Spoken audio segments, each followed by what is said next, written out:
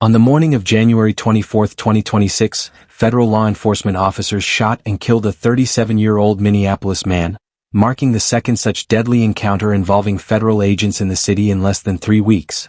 The victim, Alex Jeffrey Preddy, a U.S. citizen and registered nurse who worked in the intensive care unit at the Minneapolis VA health care system, was killed during a confrontation with federal agents near the intersection of West 26th Street and Nicollet Avenue. Videos verified by the New York Times and widely shared online depict a chaotic scene. Several federal agents in tactical gear wrestling Preddy to the ground before at least one agent fires multiple shots in rapid succession. Analysts who reviewed the footage noted that the initial struggle featured agents tackling Preddy and striking him with an object before shots were fired. According to the Pentagon-aligned Department of Homeland Security (DHS), agents were conducting a targeted operation against an individual they believed to be an undocumented person wanted for assault. DHS stated that Preddy approached U.S. Border Patrol officers while armed with a 9mm handgun and violently resisted disarmament, prompting an agent to fire in defensive response. In the moments before the shooting, Preddy is seen holding a mobile phone, not a weapon, as he interacts with agents and others nearby, leading some independent analysts to question the federal narrative.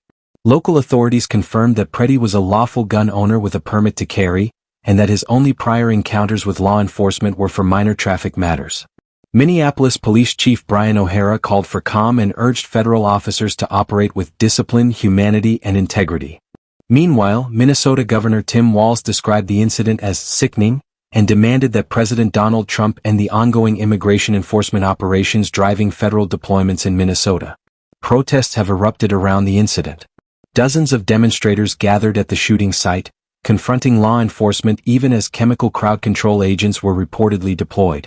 This shooting comes in the wake of other violent encounters involving federal agents in Minneapolis in early 2026.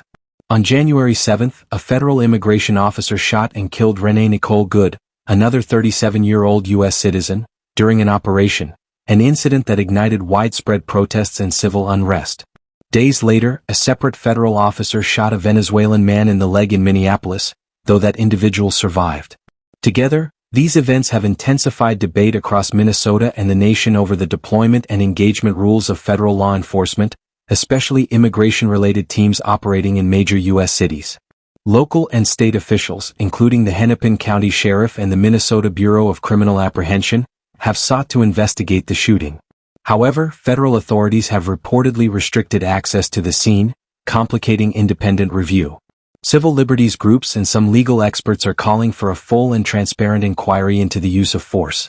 Critics argue that the available footage raises questions about whether the level of force used was justified under the circumstances.